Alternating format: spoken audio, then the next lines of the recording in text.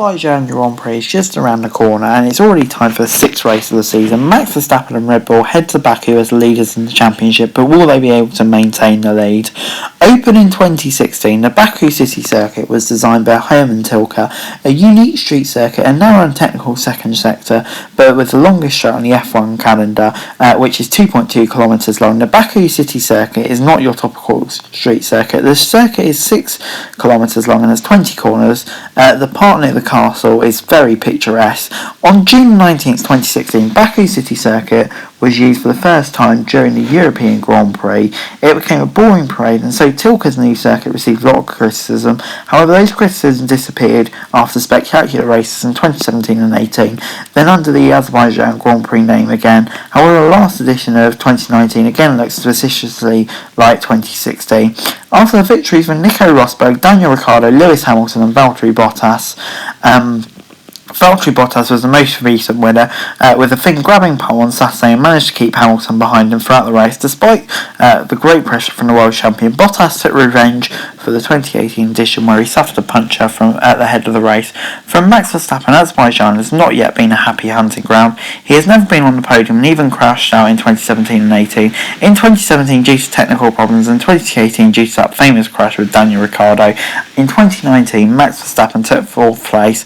Meanwhile, Verstappen's new teammate for the 2021 season, the master of Baku, twice Perez scored a podium during the Force India days. The Mexican will arrive full of confidence on this track and will be hoping to get closer to Verstappen in qualifying to provide Red Bull with a strategic advantage over rivals Mercedes.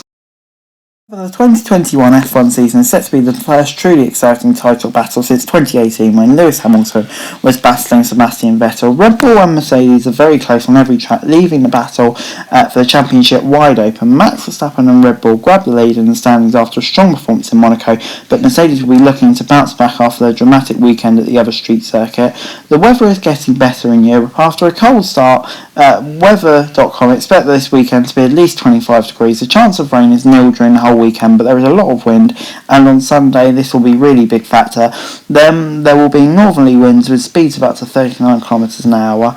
In the past, prior to the Azerbaijan Grand Prix, you would always point your finger at Mercedes. With the longest straight on the F1 calendar, the team with the strongest engine advantage naturally has a huge advantage, and that will also be the case in 2021. Honda have closed the gap, but Mercedes still seems to be marginally ahead. However, there are a number of things that speak in Red Bull's factor. In Monaco, Mercedes proved not to be strong on the street circuits and struggled in slow corners. Baku has a long straight, but it is also an important technical section, especially over one qualifying lap. Mercedes can lose too much there. On top of that, Pirelli again brought the softest tyres. Mercedes couldn't run these tyres in Monaco, and in the past, Mercedes have had more problems on the softest tyres. Add that to the fact that there is a lot of wind, and W12 seem very sensitive in the winter test, and you have to say that Red Bull and Verstappen could well be favourites this weekend. There's lots of key talking points in the paddock on Thursday ahead of the race, not least Valtteri Bottas being late. The man just can't catch a break at the moment, but he did manage to get into the track on time. And George Russell, he was saying Wolf has been giving him a lot of tough love, and Bottas is kind of something similar with some slight criticism over that pit stop. It does just seem like this battle for the Mercedes seat is getting quite weird, mind-gaming now. Max Verstappen, however, he says he can't be bothered to get into mind games, and Charles Leclerc was saying he's not quite confident Ferrari will have the pace this weekend. Those were the main talking points in the paddock on Thursday.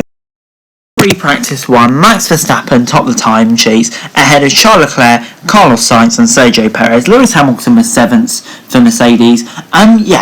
Just the first practice session in Baku. It's kind of people just getting used to the track, really. Obviously we've got the usual ones going down the escape road. Norris and Bottas, they both went down at the same time. Quite a few drivers were spinning, tricky track conditions, and with such a difficult street circuit, it was all really just about the drivers getting used to the track.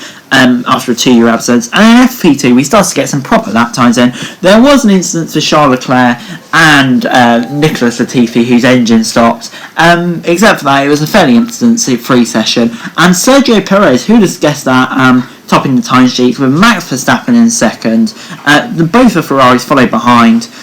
Lewis Hamilton was 11th and Bottas was 16th. So that's a big talking point. It does seem like Mercedes had issues warming up their tyres. Although Mercedes did not get a clean lap in, and their race pace did look okay. So it'll be interesting to see where they really are. Finally, for this weekend, my predictions. Now, for me, I do think this will be an incredibly close weekend, but I can see it kind of having a bit of a twist. For pole, I think Hamilton will take it. Mercedes just seems to have that little bit of an edge on engine power, which could side it, and I do think he will manage to convert. And with Valtteri Bottas being somewhat of a specialist on this track, I can see him getting second. The only twist is I can see Max Verstappen actually having a technical issue here, just something about it. Funny feeling he's going to have a technical issue, which means I'm going to say Lando Norris finishes third. I'm really excited to see McLaren this weekend. They've looked strong on tracks like this season, so yeah, it will be really, really interesting to see how they can get along. I think this is a great opportunity for them to gain in Ferrari. So with Max for DNF, I'm going to say Lando third with Perez fourth on a track that he's really strong at. But yeah, I do think the McLaren will be quite close to Red Bull and maybe even Mercedes this weekend. Hey guys, that's it for this video. Thanks very much for watching. Remember to like, share, subscribe, let me know your thoughts and comments down below. Follow me on Twitter, link in the description below for daily F1 news, and subscribe to my channel on the screen right now. That'd be greatly appreciated. Thanks very much for watching. Peace.